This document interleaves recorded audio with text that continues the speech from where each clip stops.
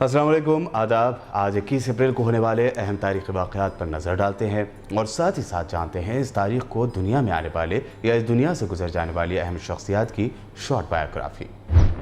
ख़ानदान लोधी के आखिरी बादशाह सिकंदर लोधी के बड़े बेटे इब्राहिम लोधी 21 अप्रैल 1526 को इंतकाल कर गए। अपने वालिद सिकंदर लोधी के बाद वो बादशाह बने थे। अपने वालिद और दादा के बरक्स मिजाज के उखड़ और गुस्सियल रवैया रखते थे, जिसकी वजह से उमरा नाराज़ हो गए। बज़ोर दबाना चाहा तो ज़्यादा बिगड़ गए और बगावतें कर दी।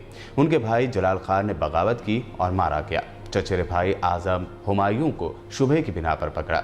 इसके बेटे फतेह खान को भी कैद में डाल दिया। इन वाक़यात से मुश्तइल होकर सब अफ़गान बाक़ी हो गए। खाना जंगी में क़ुव्वत ज़ाय हुई। मेवाड़ के राना सांगा को शिकस्त दी।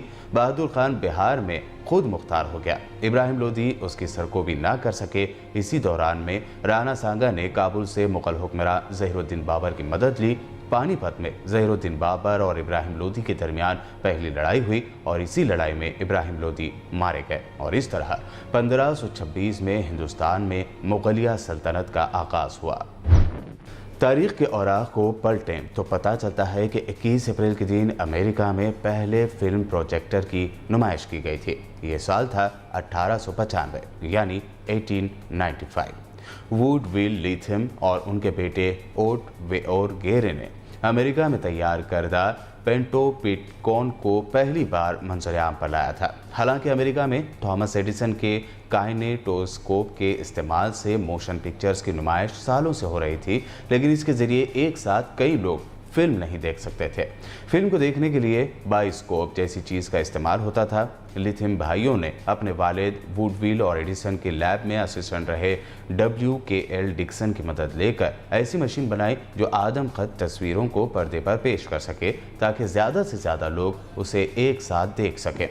वुडविल डिक्सन और एडिसन के एक साबिक़ मुलाजिम की मदद से लिथियम लूप तैयार किया था। लूप की मदद से तस्वीर पर्दे पर आसानी से ज़ाहिर होती और फिल्म को खींचने की भी ज़रूरत नहीं पड़ती।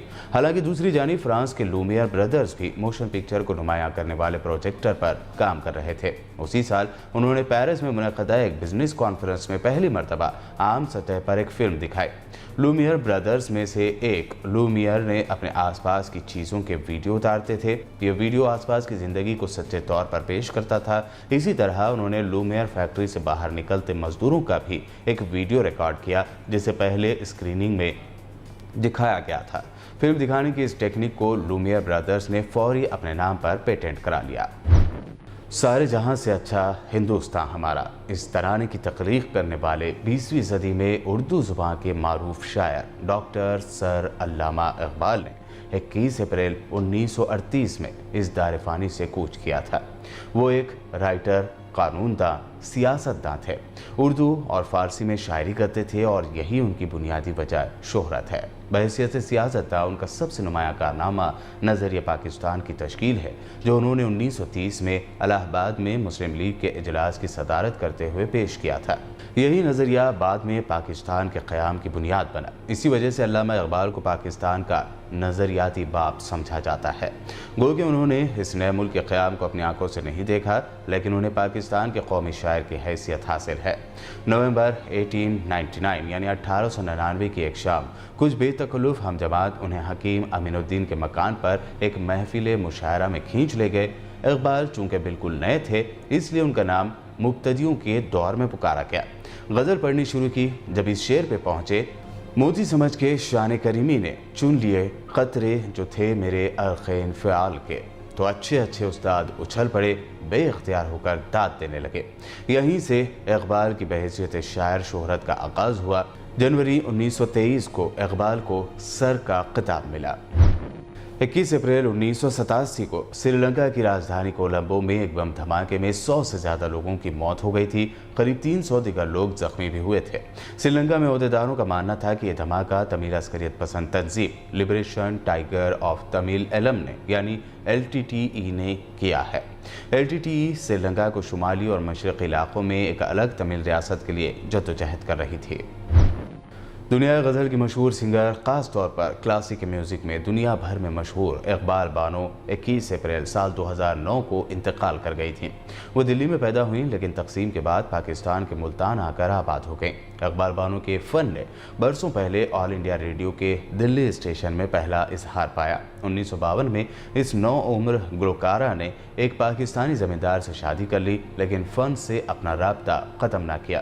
دور ضیاء الحق کے آخری دنوں میں فیض کی نظم لازم ہے کہ ہم بھی دیکھیں گے ان کا ٹریڈ مارک بن چکی تھی اور ہر محفل میں اس کی فرمائش کی جاتی تھی۔ یہ سلسلہ ان کی وفات سے چند برس پہلے تک جاری رہا۔ فیض میلے کے موقع پر لاہور میں ایک بڑے اجتماع کے سامنے انہوں نے یہ نظم گائی تو عوام کے پرشور نعرے بھی اس نغمے کا ایک ابدی حصہ بن گئے۔ ہیومن کیلکولیٹر کے نام سے مشہور شکنتلا دیوی کی 21 اپریل سال 2013 میں 83 سال کی عمر میں بنگلور میں موت ہو گئی تھی۔ شکنتلا دیوی دنیا بھر میں ایک میتھمیٹیشین کے طور پر مشہور رہی۔ وہ میتھ کے انتہائی مشکل سوالات سیکنڈز میں حل کر لیتی تھی۔ اس کے علاوہ انہیں ایسٹرولوجی یعنی علم نجوم پر بھی کمال حاصل تھا۔ سال 1982 میں ان کی اس صلاحیت کی وجہ سے ان کا نام Guinness book of world records میں بھی شامل کیا گیا۔ 1977 میں شکنتلا دیوی نے 201 نمبر پر مشتمل ایک نمبر کا 23واں یعنی 23rd روٹ صرف 50 سیکنڈ میں نکال کر یونیویک کمپیوٹر کو شکست دی، جسے یہ روٹ نکالنے میں 62 سیکنڈ کا وقت لگا تھا۔ انہیں کسی بھی لمبے نمبر یا لانگ ڈیجٹ کا کیوبک روٹ نکالنے میں اتنا ہی وقت لگتا تھا جتنا کہ سوال پوچھنے میں۔ ان کی زندگی پر سال 2020 میں ایک فلم شکنتلا دیوی بھی بنی ہے جس میں ان کا رول ودیا بالن نے ادا کیا ہے۔ یہ ویڈیو آپ کو کیسا لگا کمنٹ کر کے ضرور بتائیے اور ہمارے چینل کو سبسکرائب اور شیئر بھی ضرور کریں۔ دیکھتے رہیے BPN چینل۔